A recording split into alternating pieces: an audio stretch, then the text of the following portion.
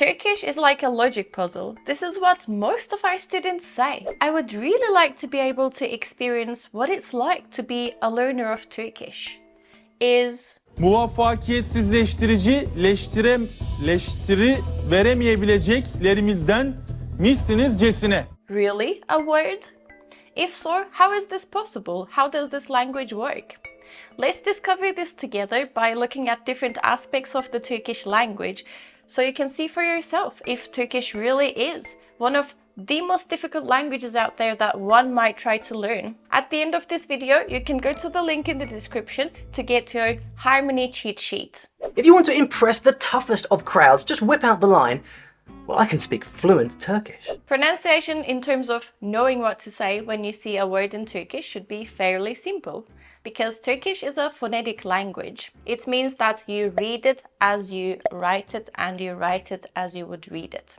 Turkish uses a one-to-one correspondent alphabet, which is a modified Latin alphabet. We use some funky modifications such as Ö, Ü, Ç, Ş, Ü, and the voiceless G. So you might notice that the list gets weirder towards the end because the first couple of letters can be found in languages such as German and French, but the other ones are unique to the Turkish alphabet. Ş is sh, as in shark, and Ü is a back vowel, a flat back vowel, as in London.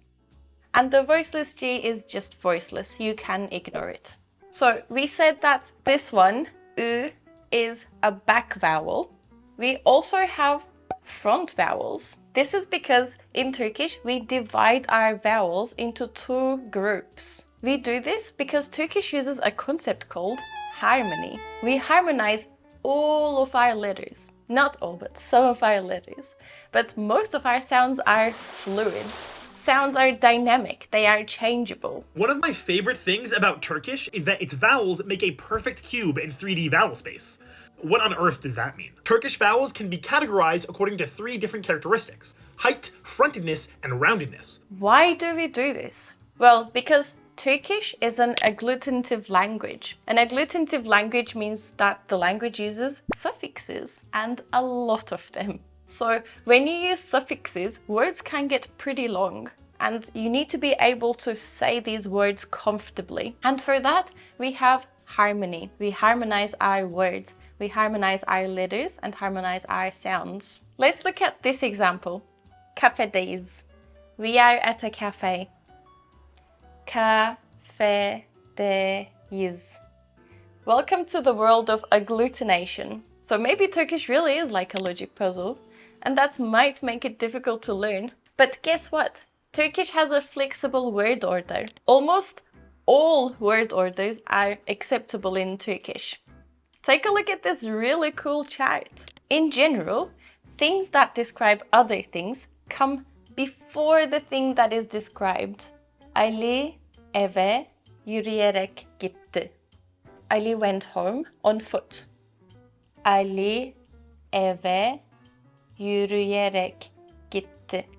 So this is a good example to that. But even this is flexible. You can play around with word order, although I tell my students to stick with the most common, most natural way of saying things initially, and then they are free to play around as they progress further in learning. And so can you. Bir is 1, 2 is 2, 3 is 3, 10 is 10, and 11 is 11. That's it. That's numbers right there for you. Learn this and apply it anytime and every time you need to say a number in Turkish. And similarly to this, Turkish grammar and harmony are also very regular. Once you learn the rule, you can apply it almost 100% of the time.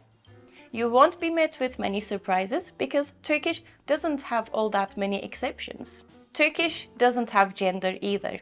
And, by the way, muvaffakiyetsizleştiri veremeyebileceklerimizdenmişsinizcesine is a word. It means as though you are of those whom we may not be able to easily make into a maker of unsuccessful ones. Do we use it? Not really. But it sums up Turkish grammar right there for you. And I think I deserve a like and possibly a subscribe for being able to pronounce that, even though I read it. So numbers are easy. Grammar and harmony are regular. Turkish doesn't have gender. Ben de ona güveneceğim. Ay bırak Ayça ya. Bırak ya. But there is this thing called a personal ending in Turkish. We have a personal ending for each personal pronoun. A personal ending is a subject suffix that goes at the end.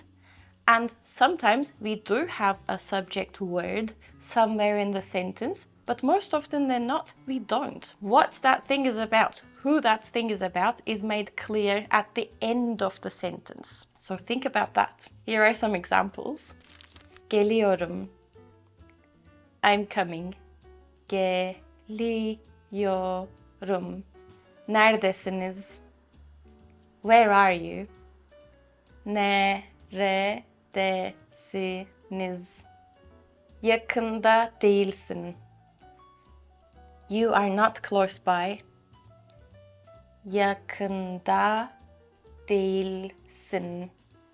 So now, imagine a language that has personal endings that are harmonized according to the other sounds that preceded it, and all the suffixes that might come before are also harmonized, and possibly the ending of the word itself was changed because it also was harmonized with the suffix attached to it. Words that are shared commonly across many languages may be Turkish in Turkish. It means that Turkish doesn't have all that many loan words or cognates that are easily recognizable unless you're a speaker of Arabic or Farsi. How do you say 1. red, Kırmızı. Germez. Ahmar. elevator, Asansör. Asansör. Asansör. So that makes guessing a little bit difficult. Take a look at these examples. Computer is bilgisayar.